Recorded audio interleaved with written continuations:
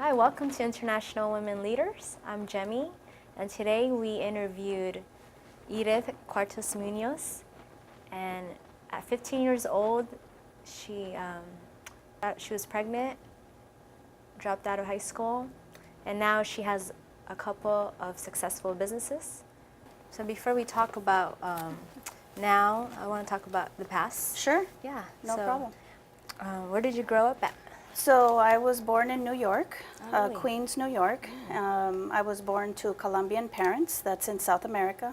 So yeah, so I'm from New York. Very proud to say that I grew up there, went to school there, went to Catholic school. Yeah. How was it like growing up in New York? From what I remember, I loved it. The best part, and a lot of people think that it's kind of different, is that I loved to walk to school in the snow. Oh, really? And I remember walking to school in the snow. I went to Catholic school, so I was at the church. Yeah. And walking to school in the snow, and it would get so cold, I would run into a store, because the heaters are on. So I would run into the store to kind of heat up a little bit and then head back to class, go back to school. So I remember that, and I remember living in an apartment. I still remember the address. It was on Clarkson Avenue, 49 Clarkson Avenue in Brooklyn, New York. And we lived on the 5th floor. And it was a small apartment, like just 2-bedroom apartment, but very spacious. I remember helping my mom cook sometimes. And I remember the whole family lived in that apartment. I don't know if it was all the family or just a bunch of Colombians. I'm really not sure. But it was always happy, always, always music, always happy, that good vibe, that was mostly what I remember.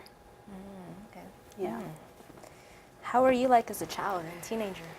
I was a very curious child. I was a social bee, always talking, asking people questions. Really? I know that my parents have pictures of me in Coney Island. We would, my dad would take us to Coney Island on the weekends. It's like the Santa Monica Pier here in LA. It would be like the Santa Monica Pier.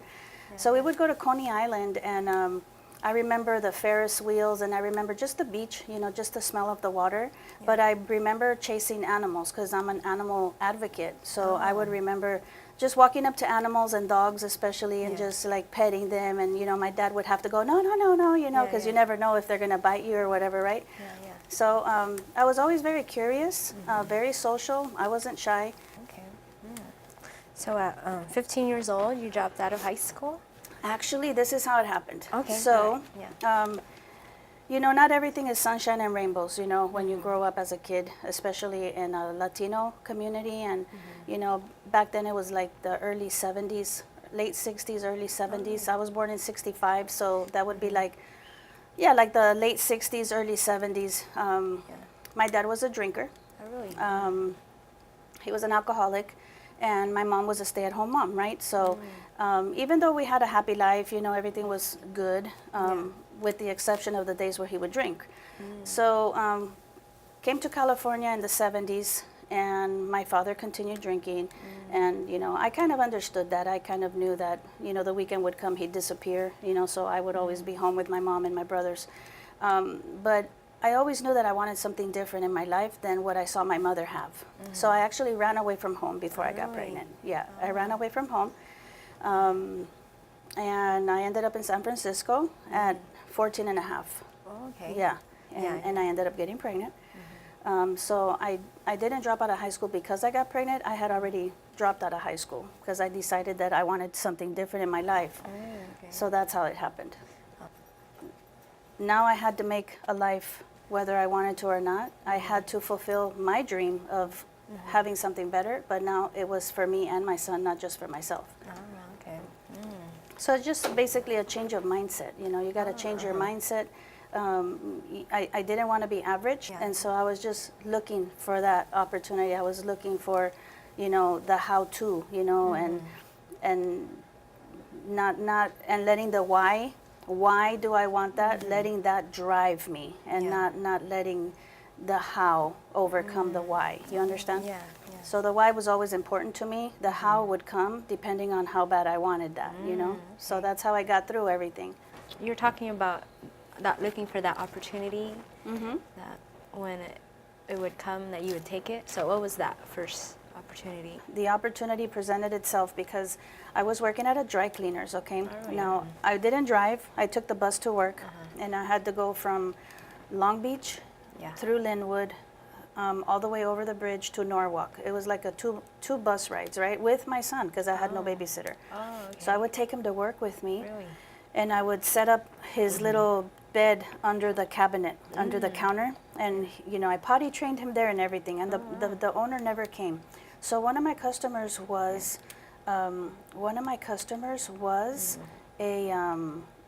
a doctor, and he would bring all his lab coats to the dry cleaners to get them dry cleaned, right? Yeah. Okay, and then he told me one day, he's like, oh, you know, you're really bright, you're really smart, you're really pretty. You know, I know an attorney in LA that needs a receptionist that's bilingual. You're bilingual, right? And I said, yeah, I'm bilingual. Yeah. He goes, okay, well, I'm going to tell him about you, and he's going to come and talk to you and see if you're interested, right? So I'm like, oh my God, yeah, wow. great, that sounds good, right? Yeah. So long story short, I ended up as a receptionist in that law firm in downtown LA. Oh, wow. I took the job. I mean, I didn't know how I was going to get there. I didn't know who was going to take care of my baby. I didn't know anything, but I knew that you know, that was for me. You know, that was for me. And when something is for you and the universe sends you such a big opportunity like that, everything falls into place, right? So I took the job. I started there, and it was good. It was a good job. I learned a lot, but the attorney was never there. So clients would call, Yeah. and I would take it upon myself to try to help them out, and I learned a lot by doing that. I just jumped in and started handling the files.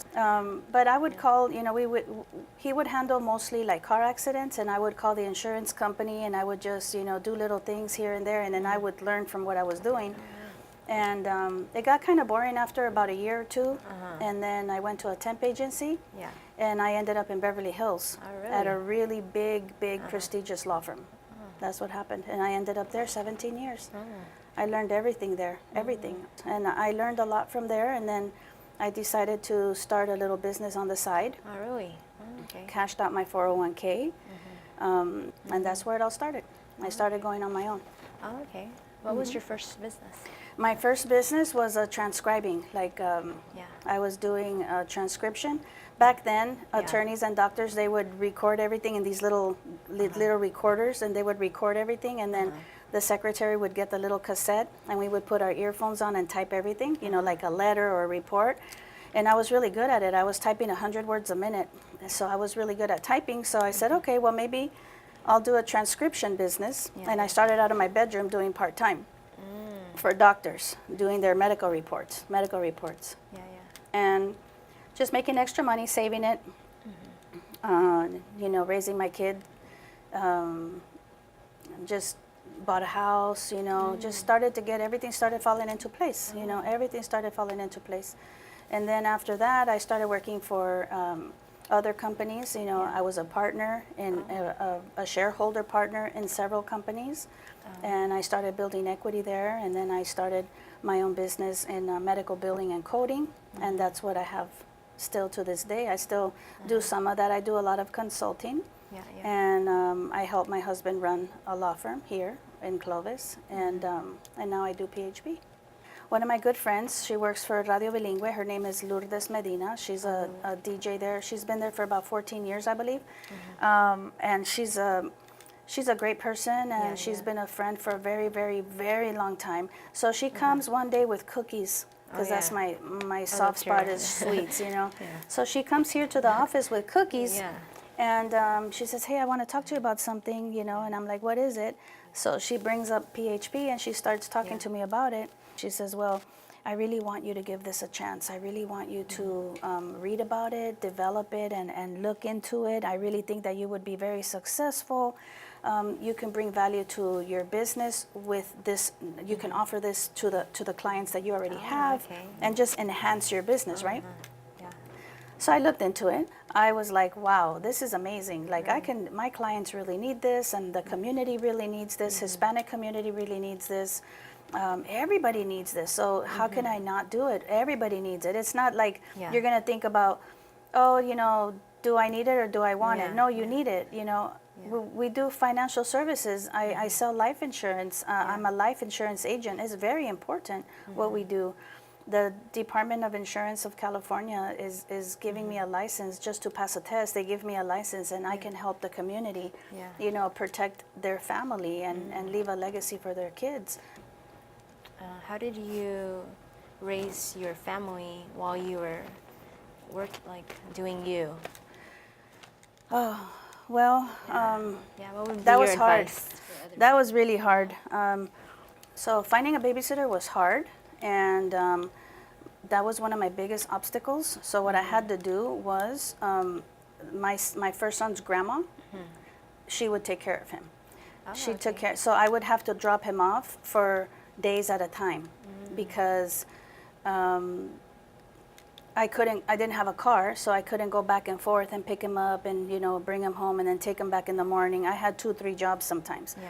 So I had to give up some of the time with my son and leave him there for a few days at a time until I get my day off, and then I would go pick him up again until I got my first car. Yeah. And then when I got my first car, then I started to, take him there and bring him home. So my first son's grandmother, she was very helpful. And then of course when my father finally left my mom and he left them, Yeah. then my mother helped me, because then my mother moved in with me and I had her there. So okay. I had Yeah. instant babysitting, right? Wow, yeah. And cooking, and that was such a God-sent blessing, because that gave me more time to be able to work more and produce more to get to where I wanted to be. So that was a blessing. Just the grandmas Yeah, helped a lot. awesome. Yeah. Yeah. What would be your advice for other women? For other girls or yeah, for other women young or mothers yeah. or whatever? Okay, Yeah. well, one of the things that for sure, definitely without a doubt, is don't let fear hinder your ability to prosper. If I would have let fear stop me, I wouldn't have accomplished half of the things I've accomplished in my whole life. Just listen to understand, not just listen to respond, but listen to understand. There's a message in what people tell you, and listening is the way that I made it. Listening to my boss, listening to, what people are doing, what people are saying.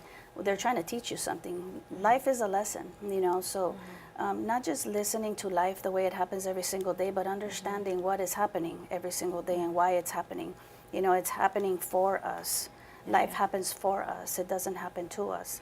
And we have to decide what we're going to make our life to be, So just basically listening is a big thing with me. I listen to understand first, and then I respond. Never give up.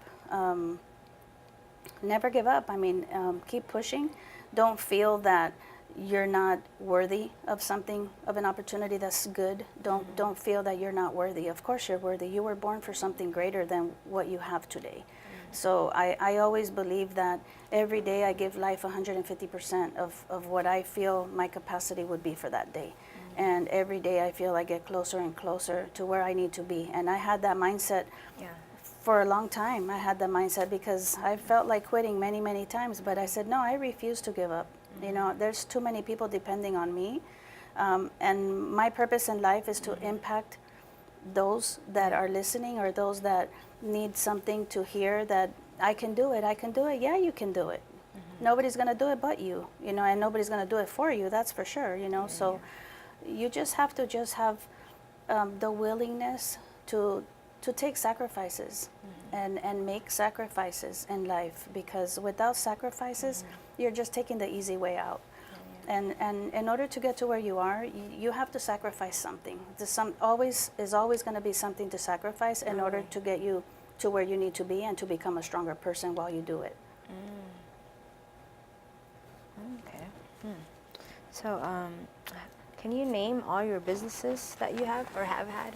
Well, like everyone in business, been there, done that, have had a few successful businesses, have lost successful businesses. I've had multiple partnerships, Dynamed in Irvine, First Call Services in Irvine. I worked with Key Health Management. I had part ownership there. here, and I manage doctors. So I had a management company called CTJ Management, and I managed doctors, and I had physical therapy centers. That's what brought me to Fresno. And then when workers' comp laws changed, I opened up a billing company, Medical Billing and Coding, which was Alpha Billing and Collections. I don't do that anymore. It's been out of business for a long time, but now I do consulting. But that business was very, very successful. And the healthcare, legal, and financial services, that's where the money is. And real estate. I mean, I had a lot of real estate. We did a lot of real estate investments, but we also lost a lot of real estate because the market crashed. So don't think that because people have had so many businesses that that's what has made them so successful, right? Obviously, it's been hard, to have all those businesses, but it's what you do with who you know that keeps you going. So I'm still successful, even though some of those businesses have already closed down, right? Because now I do consulting, now I do management, and now it's just me. I am my own company. It's just my name. I don't have a business name. I don't, it's just me. It's who I am.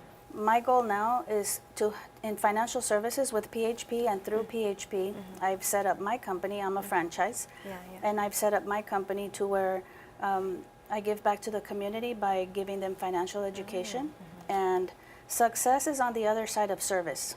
So you give good service to people, you'll always be successful. So you led by example. Yeah, I try to always do that. The minute you step out the door of your home, the world is a stage, is what they say, right? The minute you step out of your door, you're on a stage. Everybody's gonna see you and criticize you, good or bad. That's just something that the world does. You can't control that.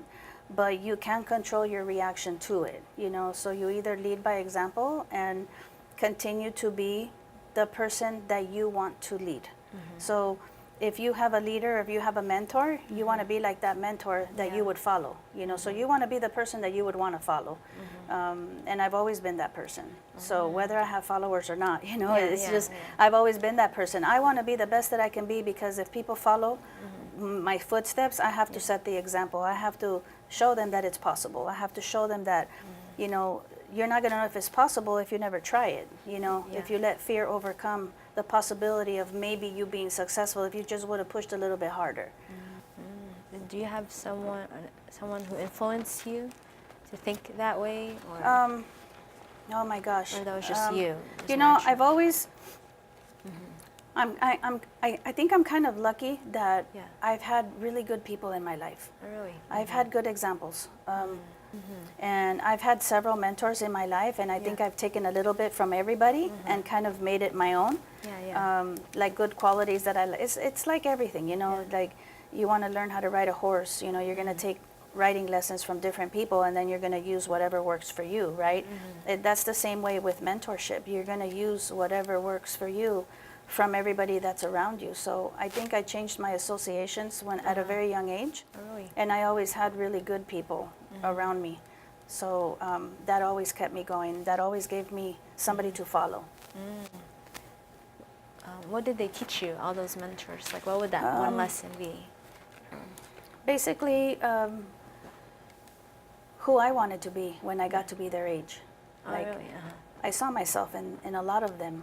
I've learned that you never stop. You never stop producing. You never stop sacrificing. You never just stop because you made it. You made it. Oh, I made it. I'm gonna stop. You never stop. You can never be complacent. Every single mentor that I've had, that I've looked up to, has never stopped. They just continue. They self-develop. They grow spiritually, mentally, physically. Emotionally, and I've had that around me for such a long time that now it's part of me. So they've taught me just to be consistent and not complacent. That's what they've taught me. And I truly believe that, because every time, like here in the law firm, we service people. We service our Hispanic community they don't have mentors. They don't know better. They come to this country thinking that they're going to make it and they're going to be rich and they're going to make a lot of money, and then they end up working in the fields. There's nothing wrong with that, but I'm sure that was not part of their plan when they first dreamed about being in the United States, So coming here, they get taken advantage of. They don't know better, and they think that everything is supposed to be that way. Well, they have rights, you know. So, being here in this law firm and having this law firm to serve the community, it's the service we give is for their benefit, is for their own good. It protects them. I'm here to protect them. So I've been very successful because I'm giving back to my people. I'm giving back to my people because it matters to me. So when you love your job and you love what you do and it matters to you, everything else falls into place because you're doing it for the right reasons. And if you're just thinking about money, money, money, money, you're doing it for the wrong reason, you know. Because I know money's a big driver in our life, but it's not what really truly matters. What matters more than money, I think, is integrity. And with integrity and service, I think the money will just come. So that's, you gotta, you know, it's like get your facts straight, you know, like think about it that way. And I've learned that. I've learned that from my mentors. I've taught that to my kids, and that's what's gotten me by. I have never been a day where I can say that I regretted something. I always provide 150% of myself into the world every single day. You know, who can I help today? You know, who can I help today? What can I do for you today? It's never about me. Why do you think your businesses have been so successful? I have had businesses, and I think what has made me successful in my businesses is because my employees are happy. My employees always have what they want. They always have what they need. They come to work and they want to be here. It's more that they want to be here, not that it's an obligation, you know. To them, it's something that they want to be here. Sometimes, I mean, 5 o'clock, 6 o'clock hit, and they're still here. You know, so it's just service, the way you treat people, loyalty, dignity, integrity. You make them feel like they're family. What's one lesson you have learned in life and would like to share? The biggest lesson I've learned from that is just push through. You know, push through. Don't let anybody tell you what your life's supposed to be like. You know, you're the creator of your life, not somebody else. And you're the only one that can dictate how your life's going to pan out, you know. Make the right decisions. Although we make mistakes, but you know, failure is not failure. Failure is just an opportunity to make it better next time, you know. So we're going to fail, but we learn from our failures, and we know what not to do, and we know how to make it better. Next time it's going to be better because I did this wrong, now I'm going to do it right. So what do you think makes a great leader, and what advice do you have for others, and like taking that action to be a better leader? To be a better leader. Okay. So you have to work on yourself to be the best that you can be. You got to self-develop. You got to indulge yourself in knowledge, and help yourself before you can say that you can be a leader, right? So leading by example, and just giving the best advice that you can. You know, you can give people advice and you can tell them what to do, but you can't make them do it unless they're ready. Unless they're ready for it. Being patient. Patient is big. Patient is so big, and not a lot of people know how to work with patience. You know, if it's yours, it's gonna come to you. If it's your time, it's gonna happen. If it's not your time, you just gotta keep working at it. But being a leader is important if you know how to lead. And in order for you to be a good leader, you have to have self-development. You have to be the best that you can be. You got to be the best version of yourself. And then you can be a leader. So you have to work on you first before you can expect other people to follow you. Because you do lead by example, and everybody watches everything that you do, whether it's bad or good or anything. They always watch what you're doing, and it always has to be the best of the best. Okay. Well, thank you. You're welcome. Thank you so much for this You're interview. welcome. Yeah. No, thank you. Yeah. Thank you for having me.